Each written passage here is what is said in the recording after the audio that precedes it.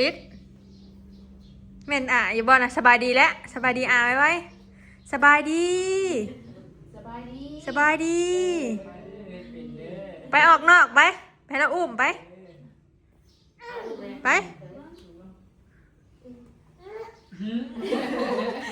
ปัจจิกินขนมไปเพิ่นมาเป็นอยู่บ่ไปอุ้มเพิ่นเห็นปู่มือน่ะปูยานปูเถาบ่ได้มือยานปูเถามาแล้วนะคือแนมทะลุเอิ้นเด้ออุ้มเบิดคันไผบ่ยานนะเพิ่นสิไปปกสองมาเว้ยบ่อยากได้บ่พรยัง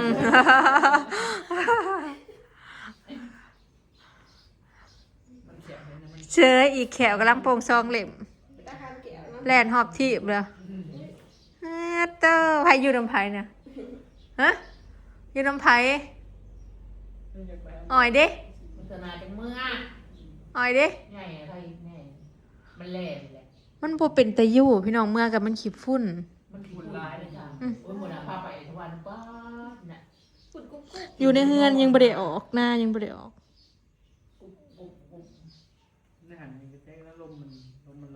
มันแคมทางทางรถทางมันเป็นทางลัดดิ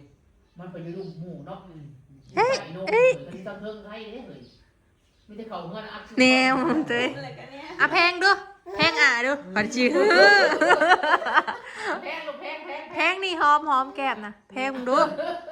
แพงไว้แพงลูกแพงบดจื้อคันคนหูจักนะแพงเขามันบ่ลึกบ่แพงแพงแน่ปัดจื้อว้าวว่าทันได้เข้าเรื่องเอิ้นแพงเลยมือว่าแล้วให้บอกมือว่าแล้วนอกจากเห็นบ่อยๆอุ้มบ่อยๆนะเอาเพลงจะเอาเพลงนะเพลงบ่แพงอยู่กินขนมแล้วมีขนมในถุงนะใส่ขนมในลูกใส่ขนมในใส่ขนมในเดียวกันนะฉันผมเรามีวิทยาเต็มมากเลยบริเวณอย่างมันคลายขนมบอกยาคนน่ะไอ้บอกขนมมีเสียงคลองไปยัง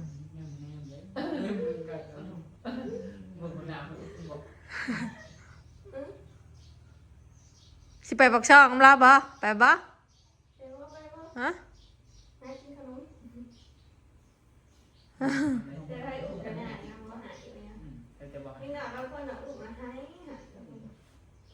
แม่บ่ลูกไปเบิดแพงลูกแพงอะไรแพงลูกแพงลูกชอบนะคือกันเลยสมองคือกันเลยชอบงอต้องงองกับบ่น่าบุกโยดเดี๋ยวลิเยอะช้างเลยจังหน่อยนะยุ่มแต่เจ็บเพื่อนนะดึงหัวทื่นมาเราได้นะดึงทื่นมาแล้วพอมือย่ำแต่เลยมันแหลนหอมเพื่อนไปแล้วหากยังบริแข็งบ่ได้แหลนก่อนปีหนึ่งพี่น้องจังเลยมากินข้าวแล้วมิแต่ไปน้ำเข้า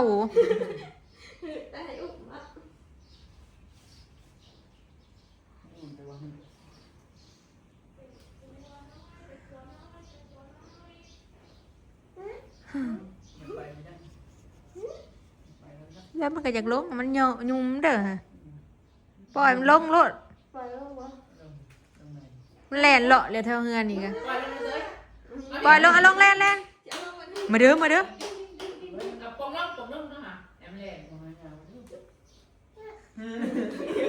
อยากให้เขาอู้โว้ยจะแม่งคักเคยเห็นเขาคนตีนไว้เด้อบ่ได้หยังผมเด้อบอกมาดูเด้อสิเด้อลงโอ้ยจะแม่งคือลงพระบ่อยากลงลงเลยนะเบิ่งลงให้เขาอู้ดิ้งเลย อ้าขนมในถุงนี่ขนมนี่น่ะขนมในถุงนี่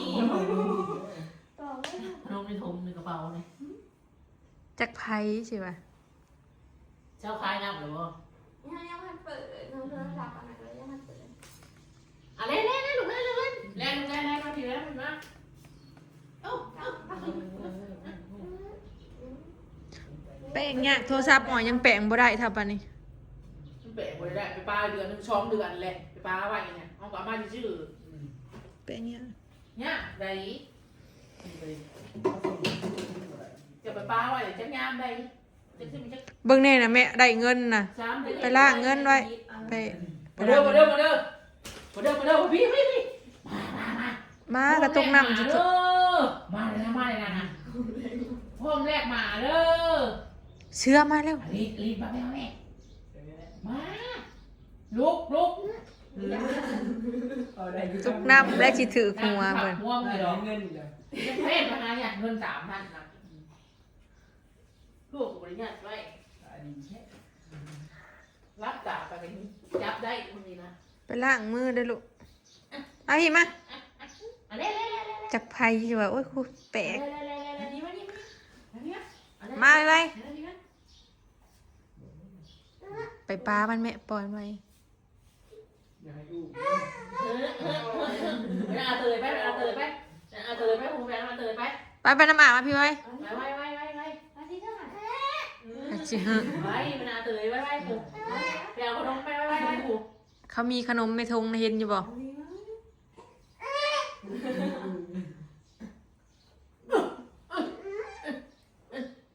เอาพ่อแม่เตยปุ๊บดิ้งไม่ดิ้งตะดิ้งดิ้งจะมายินเสียงเพลงก่อน ข้อนี้ไป ข้าเนาะข้านี่หาย อืม มาข้าไหม ผัดยาอมเอาไปให้อาไปอาจะไปปกช่องไป ไป รอเอว เหมือนที่หายเลยจ้ะ มีแนวเรามาคอแน่ลูกมาคอแน่มาไปให้อาไป มาข้านี่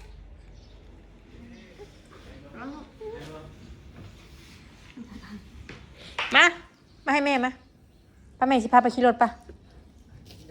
อันนี้มาจ้ะขอเด้อแน่เราเอาเลย เอาไปโลดค่ะ ไปไหน ไปโลดคำช่วยไปโลด ไปดิไหม ไปหาคนบุ๊กนอ ไปบ่ บายบายลูกบายบายก่อนไว้ไว้ ไปกันเลยนี่ ไปลูกไป บายบาย เอาบายบายลูกบายบาย บายบาย พี่สุบได้อาบน้ำดอกมันเห็นผักเลยนี่นะ ไปน้ำลาวบ่เถื่อนเฮ้ยจะมีค่ะสะเลดเต็มคอเนี่ยตุยๆบายบายแล้วลูกบายบาย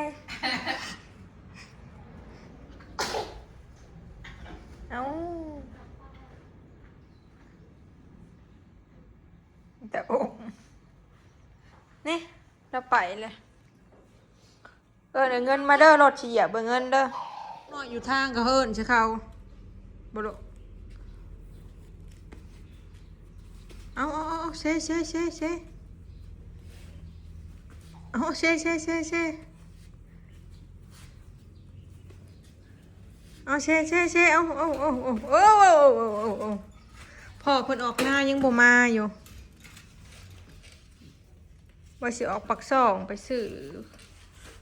หอยแครงมานั่งชิวๆกันอยู่หน้าบ้านกับเด็กๆ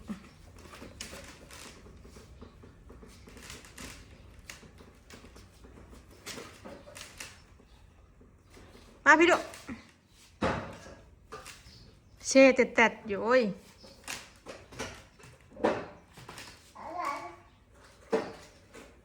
เล็กอาบน้ำบ่ลูก อาบน้ อาบแล้วเลยเนาะ ำห่อนะทุกคน มันหนาวเนาะหย่างเลาะ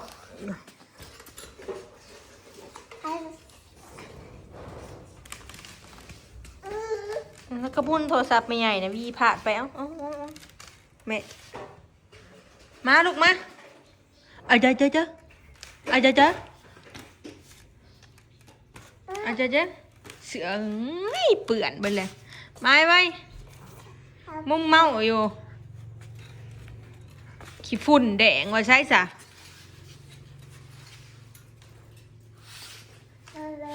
แดงเบิดทั่วเฮือนนี่แล้วเป็นละอองมันหนนะพี่น้องอันนี้เลยเป็นภูมิแพ้ เลือกใครเนี่ยบดบริกุ๊บจะกินบริโนช่างเดี๋ยวมันหมด อืมแม่เอิญเด้อป้าสั่นเลยเอิญแม่ บางทีเราซื้อมาต่อร้านเขาบอกว่ามันอะไร อาเตยก็ใส่ขนมมาตอนร้านนี่ยังกินขนมบ่ได้ ยาขนมมีอันเดียวเลยโอ้ยทำไมนะยังนุ่มๆเลยมันไม่ได้ ขนมเยลลี่อาลิสยังกินบ่ได้นะลูกมากินขนมเนาะยินบ่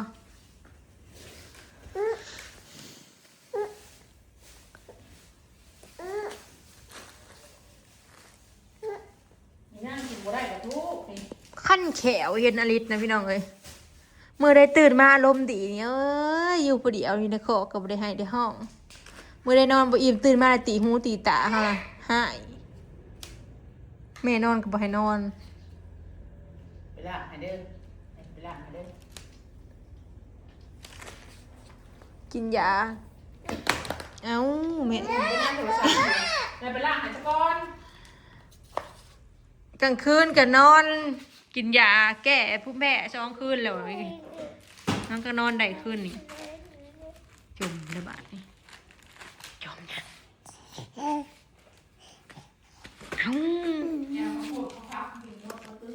จมยัง